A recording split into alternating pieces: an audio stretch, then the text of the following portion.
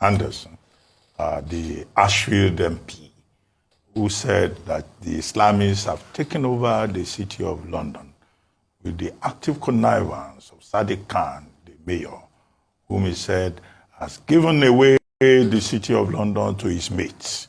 That's what is interpreted as Islamophobia.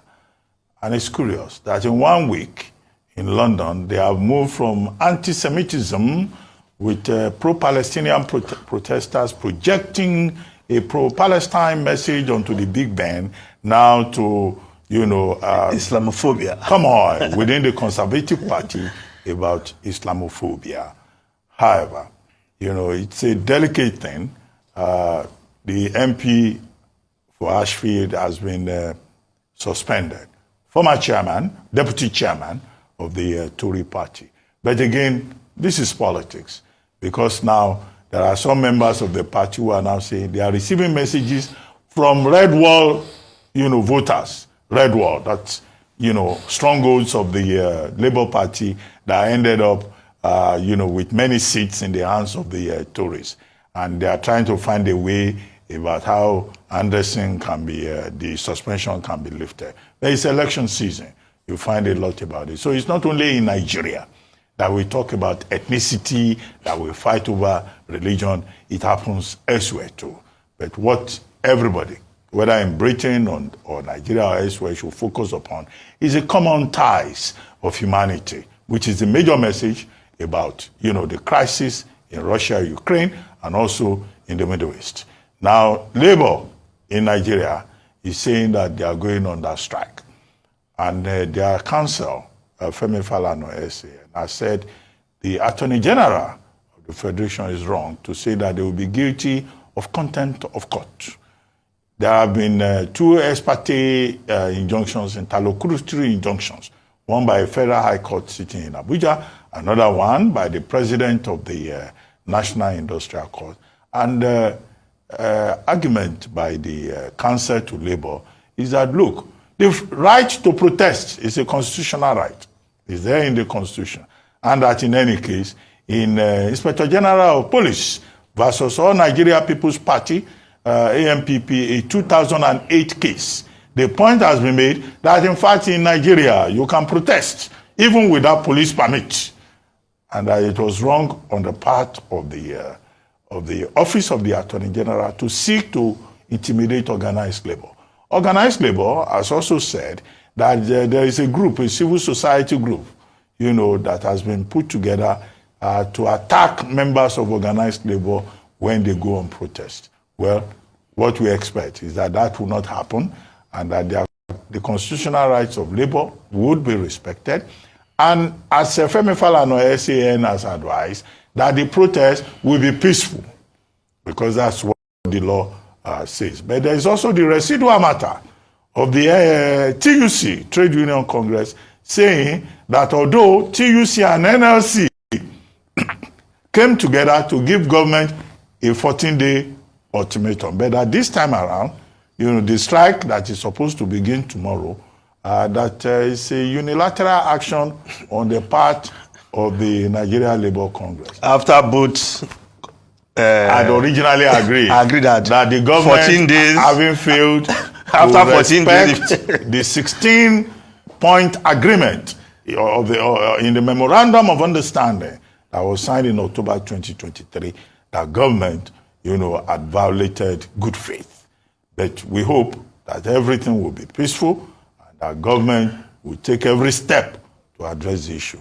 As for the committee that was... we must not forget to add, it is the duty of the police to protect protesters, to maintain... ensure that nobody attacks them and they don't attack anybody. As we saw recently in Ibadan, yes, where the Oyo State Police Command protected people who were defending the integrity of their stomachs and protesting about the high cost of living in Nigeria. Finally, the committee that government has set up, well, I said it's good for the optics, but it's like putting the cart before the horse. That's what I said earlier on. And that, look, it's a panic measure. And if you look at this list of the persons that were invited to the meeting with the president, you see that they were carefully selected. The question you will ask is that, Are these not the same persons who advised Obasanjo? Are these not the same persons who advised Yaradua? Are these not the same persons who advised President Jonathan? Are these not the same persons who advised Buhari? They are there now. They are advising Tinubu. They've been invited as stakeholders. What special thing are they going to come up with? So these people you have mentioned, are you sure they took the advice given? Well, that's the other leg of it. You asked that too. So also. it's one thing. Look, I remember, although Bismarck was part of that committee on Buhari's advisory committee, most of his public comment shows that what they gave as advice was not being followed. Well, if they invite you to come and advise, and you know that government is deaf and dumb, you know, well, after a while, some people will say, well, I don't want to advise. But we have problems to solve. And it's an act of at least patriotism for them to go and put heads together with the president. The purpose that that meeting will serve is that at least we see that government is trying to do something. That's why the president said, we are trying. Okay, we have seen it. But what the people of Nigeria are interested in is tangible results, not GDP figures, not, trying. They want results. I rest my case. All right, very quickly, let me just talk about two things. The Rishi Sunak story from the UK, especially the crisis rocking the Conservative Party with regards to Islamophobia, and just a few comments. Lee Anderson is not the only one under fire, and like had been mentioned, the main contention here is that whilst the Prime Minister has spoken to the issue, saying that statements like this and actions like this have been exacerbated by the October, incident between Hamas and Israel. The challenge is the fact that he's not calling it what it is. And in the UK, it's very clear when it comes to issues around racism, Islamophobia, it has to be tagged as what it is and not, covering it on the surface and just saying, oh, people are behaving badly. Name it what it is. So even despite the fact that he's been suspended, they're still calling for Rishi Sunak to come out and say and call it what it is. And I think that's the difference in terms of the power of holding government to account, especially in coming out to publicly condemn actions, like this when it comes to racism, Islamophobia, and the comparison with what we have here, where people make statements that are obviously they incite violence. It's ethnic driven. It is religiously driven. Last week we just talked about the incident with the First Lady of Nigeria, and the fact that I mentioned that beyond sanctions and arrests,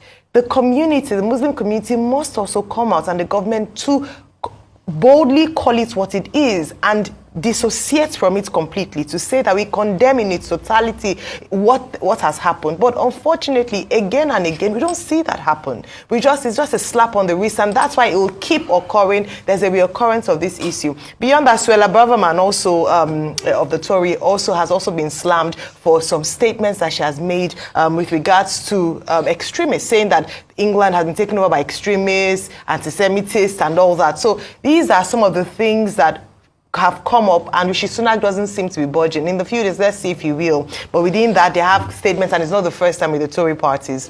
Now, coming back home to Nigeria and the strike, the concerns of the CSOs that have pulled out, 16, as reported in some papers, 65 in others, is the fact that they're saying that there's a concern that because of the current situation of things on ground and the anger and the hunger in the land, they are concerned that this protest could be hijacked by people who could then turn it violent. And so, in the interest of public peace, they'd rather not take part in this protest. However, I do believe that the onus is on security agents to provide security and to ensure that the fundamental right of Nigerians to protest is not infringed on by providing the much needed security for them. They are not going on strike. It's a peaceful protest. We cannot continue to hide under the guise of, oh, it's to be hijacked, and then it prevents people from airing their grievances, from protesting, from protesting against the current economic situation. So my concern or my drive or my push this morning is for the security agencies to do their jobs and not curtail or gag people from speaking out and exercising their fundamental rights as protected by the Constitution in Nigeria. When the state does not want a protest to happen, they tell you there might be security concerns. Dr. Abat is on this table, and I will ask him this question again. When these same actors that are in government today were protesting against subsidy removal in 2012. You mean the famous Ojota protest? Yes, Ojota protest. Did people not tell Goodluck Jonathan that was there a possibility of using the military? Did he use it? No. He allowed their freedom. These same actors, this same APC, this same Bola Tinubu, these same people that are in power today. Jonathan did not use the military on them. The only incident that was reported was of that of some overzealous police officer that killed Demola around Yaya Baton. That was the only incident. These same people, they were there. They shut down the country for 2 weeks at the start of January. These same people. January 2012. January 2012. The beginning of the year, they shut down the country. In Ibadan, protest was peaceful. But we remember what happened in Lekki. When did the violence start? Was it not when some unscrupulous elements, we saw them coming down from cars? These thugs. Were they not the ones that started the disruption? We remember. So when the states, and the states, the way they morph into civil society groups. Don't be civil society group. All of a sudden, we've seen all of them. Read the letter that Joe Adiro wrote today. But there was no panic in Ibadan when there was a protest. Because they know that anytime labor goes on strike, it discredits the administration. That's why they don't want it. And if you don't want it, listen to labor. Fix the problem labor highlighted. It's just another phase of hypocrisy we are doing today. Just like Ayo and Dr. Abati talked about Islamophobia and anti-Semitism. Doesn't it span up to America?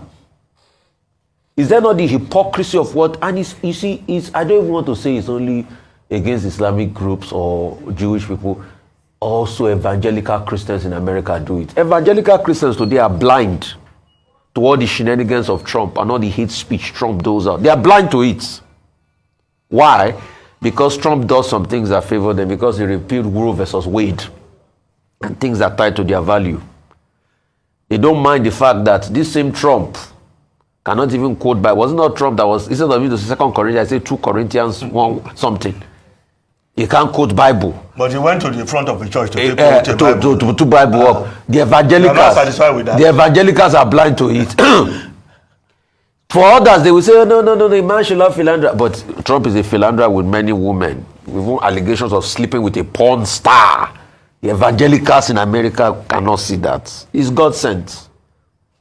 You see, this religion that we've turned into politics, may God save us. May God purge us.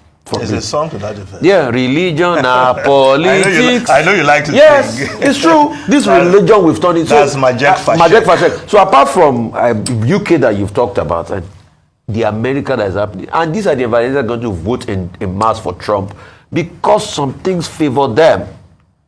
Things like Planned Parenthood, things like the laws against abortion. So for them, it's about horse trading. And for the case you cited, Ayo, the cleric has apologized, but I'd like to sing another song too, like One Republic, a pop band. They say it's too late to apologize. The man should be picked up and be made to face the full wrath of the law. When he was saying those things, he didn't know that time. And I'm happy about the Islamic groups that have come out to condemn that cleric, but he should still be picked up. Because you see, when we keep slapping people on the wrist and just say, go like that, these things will persist. No, there's an update on that. Actually, the Bauchi Police Command had issued a warrant of arrest. Very good. They've declared the man wanted. Very good. Because, he was saying, you should kill very good. The First Lady of Nigeria, Mrs. Remi Tinubu, because she's a Christian and her husband is a Muslim. So the man has been reported as saying that he misquoted the Quran and that the Quran does not say so. But he's been having a running battle with the Nigerian police since 2022 for making this kind of inflammatory, unacceptable. Yes, and he's been getting away with it. Yes, so what we need to stress is that there's no room for apology under Nigerian laws. Whether you are quoting the criminal code or the penal code, there's no apology. You commit a crime, you take the You do the time. Yes, you do the time, as the popular phrase says. Yes. So we should call on the Inspector General of Police not to accept apology, Yes. to make sure that this man is apprehended and is used as an example. Actually, there is a law, against using the pulpit to spew nonsense. There's a law like that, I think in Kaduna State.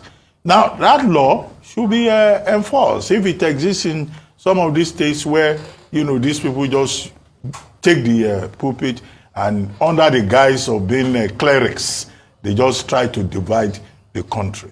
No, I think that incitement to murder, this verbal terrorism by this so-called Islamic cleric should not be allowed to pass just on the grounds of apology.